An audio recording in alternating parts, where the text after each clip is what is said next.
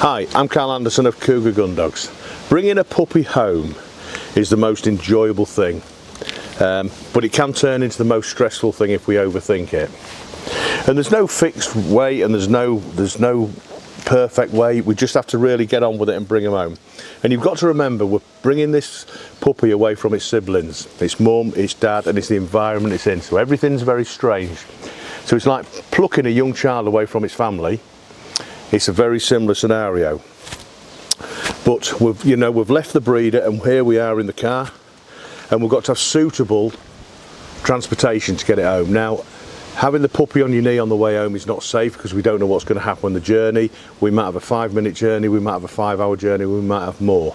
So we have to put everything in place to do it. So a suitable dog crate in the back with a blanket in.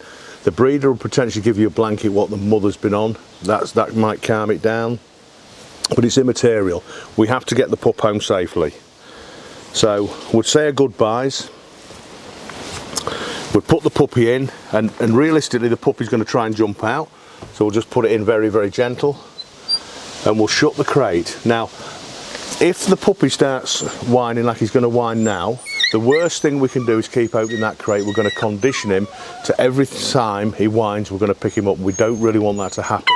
So in this case, all we're going to do, yeah, little man, off we go. We shut the truck, and then we go off on our journey. So we've had the journey, we've been on the journey, and we've brought the puppy home. So we open up, and there's the little puppy, and he may be happy to see us, or she might be happy to see us, or it might just be a case of it's the other way, where they've been sick, they've been to the toilet, whatever. But if you're having a long journey, you would have planned your route, and you would have stopped a certain amount of times in nice safe areas, not just in motorway services where it's busy. You pull off the road, find a quiet place. Like I say, you plan your journey. There's no fixed and fast rules to this. We have to have a procedure in place. So you're at home now, you've got your puppy, you've opened the door, and what you don't want is everyone to come in and run around and have all your friends there and your family and the children and everything, and make it too exciting. So we've really just got to, whoever's going to handle the puppy the most just needs to take charge at this stage. And we know the kids want to see it and the family want to see it and everything, but just kind of control yourself, otherwise you're making a rod for your own back, and it will get more challenging so we go along. Now you can see now he's having a little whine, but the tail's going. Now if we constantly, I'll go back to this many times, just keep opening the crate and picking him up, we're going to cause a big problem and have a lot of sleepless nights. So the next thing we're going to do, we're going to bring him out of here, and we're going to put him on a little bit of grass. Now, we wouldn't bring a puppy home and put it straight in our training field. We'd take it to another little area, because obviously potentially the puppy may or may not have its injections, and if it hasn't had its full injections, then you don't want it in and around other dogs. So you've got to follow the advice there of the breeder, how many injections they had, what's the next injection, what type of injection, and coincide that with your vet. So you run that past it, because that's really important to have all the injections and all the boosters. So we're going to take the little man out now, so we're going to open the cage, and obviously we don't want him to run out and jump down off that. You can see he's going to be a little bit timid. I'm going to pick him up, and I'm going to keep him on a flat surface here. So he's happy. If he'd been sick or anything, we would have had a wet one, a bit of tissue, wiped him down. But again, if we're stopped on the journey, we should be in a good place. Now you can see now he's got calm, because I'm just fussing him up, and he's been used to being handled. Potentially it wouldn't be the first time he's been in a vehicle, because he would have gone to the vets for injections and checkups. But when he'd gone there, I'm sure he would have been with his siblings. So you can see at the minute this little puppy's happy, but then again he hasn't had a 5-hour journey. So now let's put him on the grass before we take him in and put him in his crate.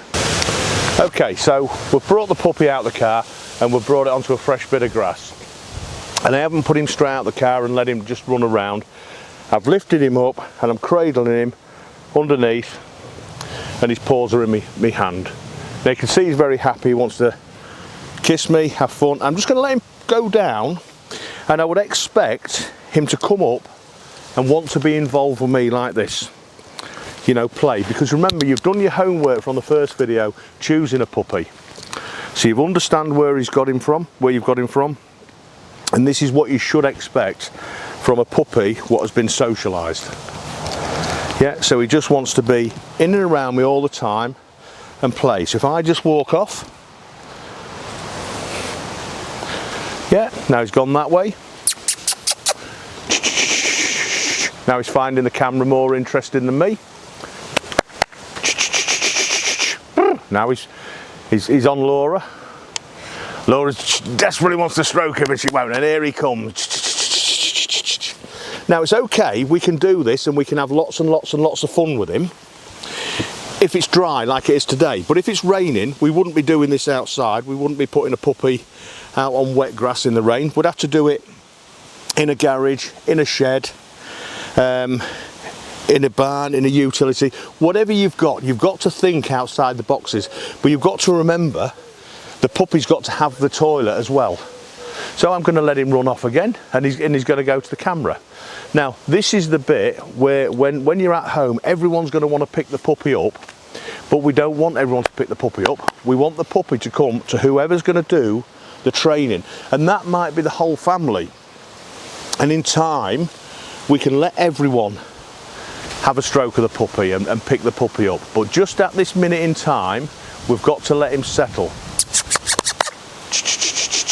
So if I just make a little noise, he comes back. But what I don't try and do is captivate him all the time.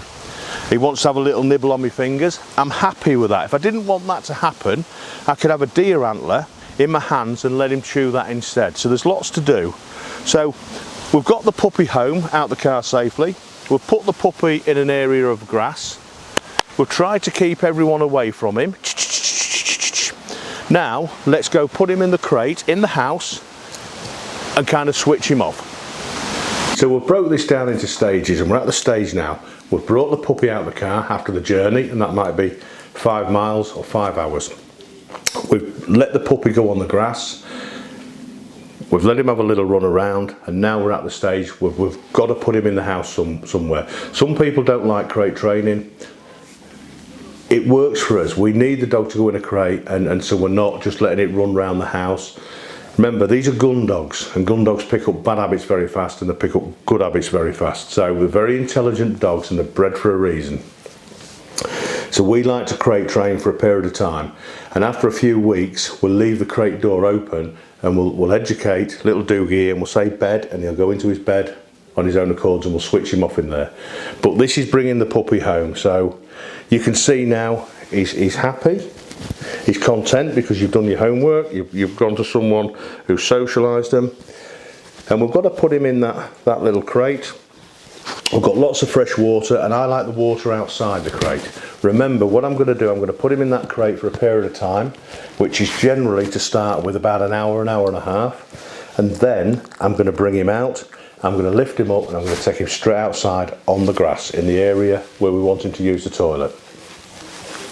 Now he's really content. Now when you've picked him up, the breeder would give you a set of instructions to do with him, and they're not instructions and the guidance, and it's only if you want to do it. Remember, it's your puppy. There's no fixed way, there's no fast way, there's no set way. You've got to do what you want to do and what fits into your lifestyle. So we know little Doogie has been fed on Skinner's puppy food. We only ever use Skinner's, and that's what we feed all the puppies on. So every puppy what leaves here would go with the same diet. Whether you keep that on that diet is entirely your decision. He's used to fresh water. You've got very important, when you've got your paperwork, you'll have if you've got a registered dog, it will have 5 weeks free pet insurance. Get that activated straight away. Get your microchip activated straight away and register the dog in your name with the Kennel Club. All these things need doing straight away, so if you do have a problem, you know, puppies get trodden on, puppies get dropped, there's lots of things what can go, and we might need a trip to the vet. Let's have everything in place for when we do. You know, it's nothing worse than having an insurance and it not paying out. So that's just a little downside. But we've got little Doogie home, we've got all his paperwork. All we put in with him now is a deer antler, and I like him to chew on something. If he wants to bite me, I would rather let him hold this and let him chew this. Dogs are no different to young children with teeth. You know, teeth are pesky, teeth are coming through, and they need something to chew on. There's plenty of chews out there for children, but a deer antler for a puppy is an absolute essential bit of kit, and we just put them in the pen. We don't give our dogs a lot of toys. What happens is when we come out for playtime, we then have the toy to play with, the ball, a small little dummy, something for it to chase and be in our area. But we'll just come to that in a minute. First things first, we're going to pop little Doogie in his crate. He's got a little puppy pad in there. We're going to put his little antler down somewhere, and we're going to shut the door. Now, we're not going to mither him. We're just going to walk away and go into another room now.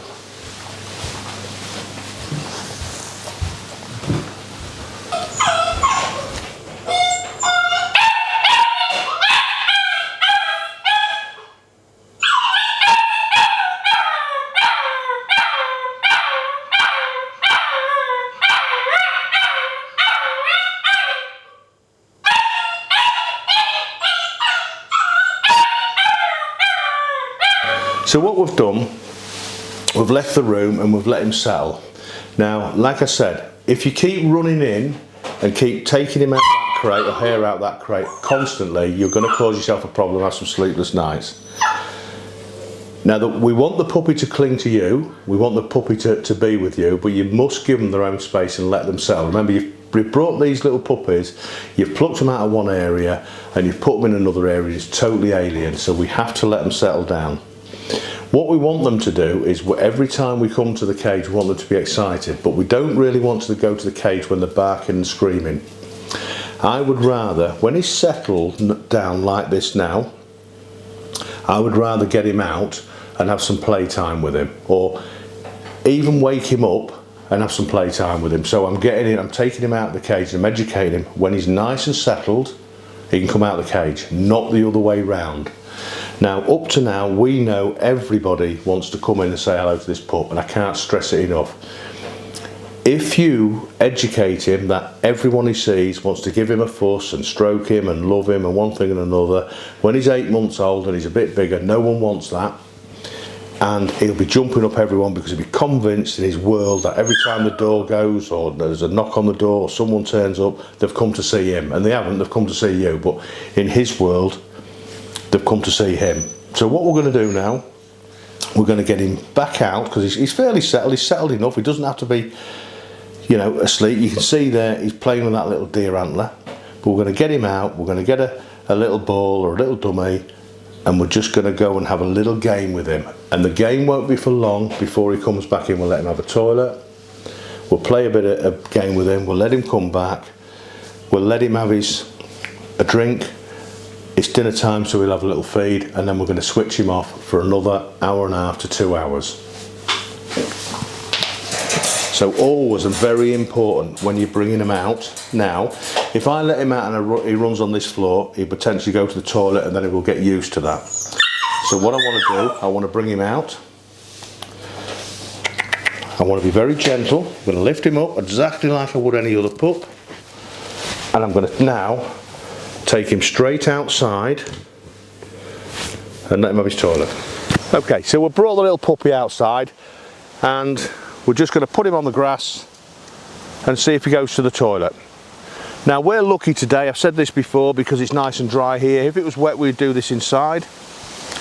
And we just want to let him exercise, and I'm going to move around slowly. And what I'm after is him following me without me forcing him. I just want him to follow me around. I've talked before about this magic circle of mine, and I like all the dogs in a magic circle. Yeah, now I can't force him to go to the toilet. He's got to want to go to the toilet when he's ready. So if he doesn't want to go, I'm just going to get a little tennis ball. I'm going to come down to his level, and I'm going to make these little funny noises, and I'm going to throw the ball. Yeah, now he's going to run off with it. Now that doesn't bother me. Now he's having the toilet now, you see. So by him moving around, he's having a toilet outside. Don't rush him. Now he's going to come back to me. And before I take the ball off him, I'm just going to play with him. Going to take the ball and I'm going to play this little game. Then I'm going to roll it. And I'm not only rolling it a few feet, and I want him to interact with me.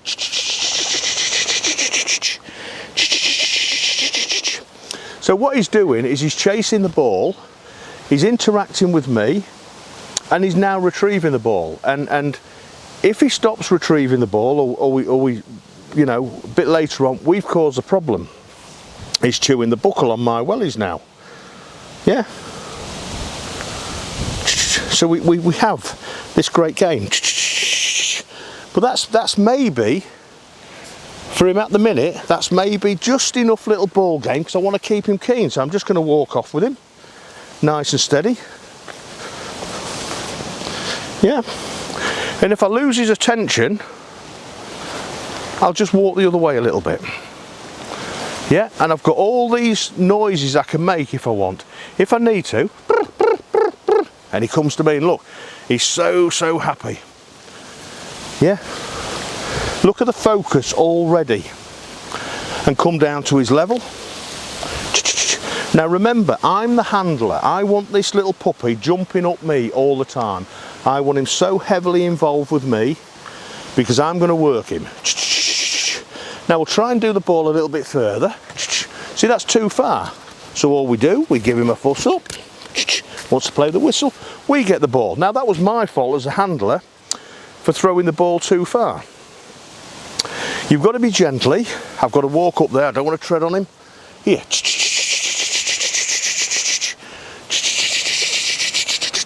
So this time I'm going to bounce the ball. Again, he hasn't seen it because he wants to play with me. Now he wants to bite me. If that was the case, I could bring the deer antler out there. Remember the big deer antler? We can let him just chomp on that instead of me, or let him just chomp on the ball. But what we don't want him to do is start eating the toys, and this is why we don't let them have toys in the crates, because these are going to be Gundogs, and we don't want them chewing game or anything else. Let's see if he'll pick it up. Come on, all these little noises. Yeah, whoa. See, I threw it quite a long way that time, and he's gone to get it. And if I come down to his level, because I've always been in and around him, he's going to come towards me. But I'm not bothered about the perfect delivery. You know, the puppy is only 9 weeks old. I don't need the perfect delivery. I need him in and around me. And this is where so many people go wrong. They expect too much from them, too quick.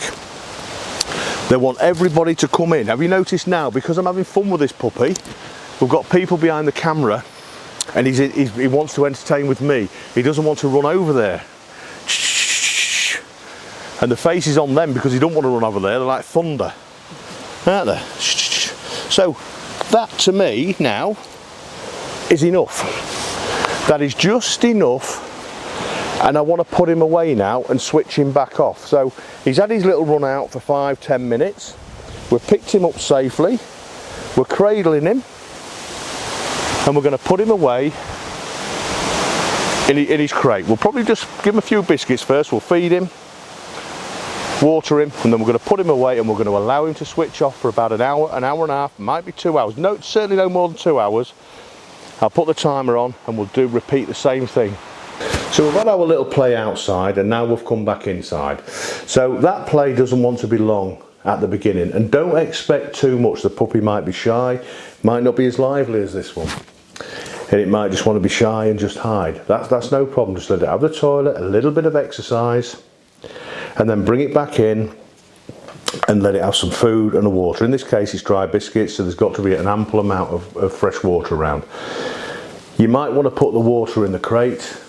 We don't. I like the water outside the crate, but we're very conscious of how you know, we're taking these out on a regular basis, and what water they need. So we don't want to overdo it, and we don't want lots of spilled water. Remember, we're leaving them, even if they're going to whine and cry, we're going to leave them. So we don't want lots of spilled water. Even if you get a non-spilled water bowl, accidents can happen. Puppies bouncing around. So again, we're going to just put him on the floor, and every time I kind of pick him up, I come to his level. And is he going to eat? Is he not going to eat? Yeah, but he's going to have a drink of water. So I'm not going to force him. I'm not going to force him to eat. I'm not going to force him to drink. He'll do that when he wants.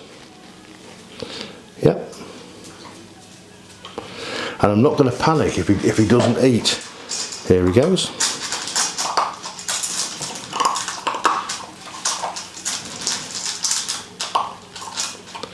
And just temporarily, we're going to feed him in the same place all the time. We'll have his food here. We'll never leave food down for the dogs.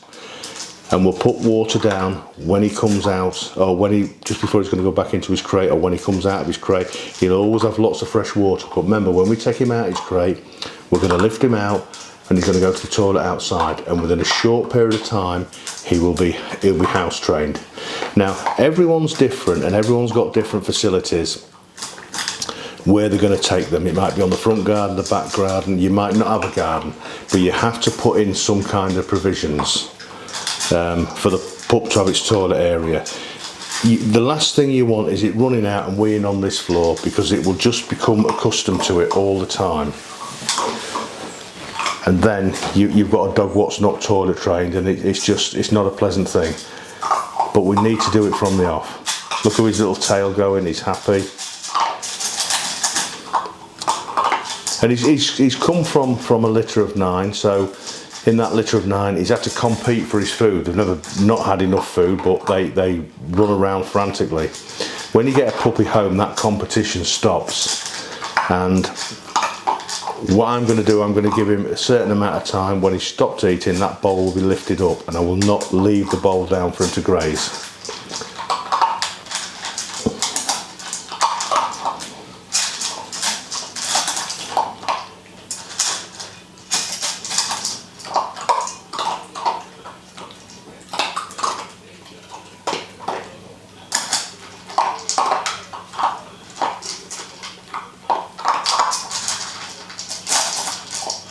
Now, if I wanted at this stage, I could just kind of back off.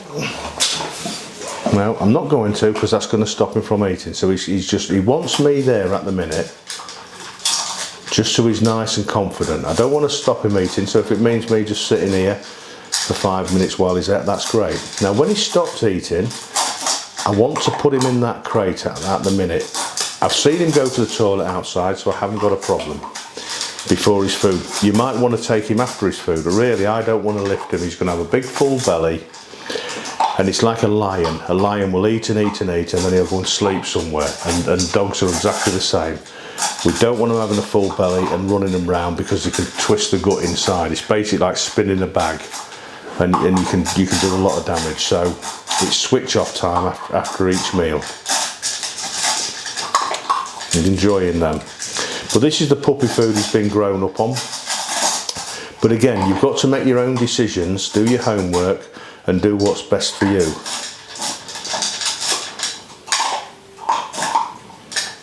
He's making me hungry, just I'm eating that lot. See? So that's just my wellies making a noise. Yeah. Now it's starting to fill up now.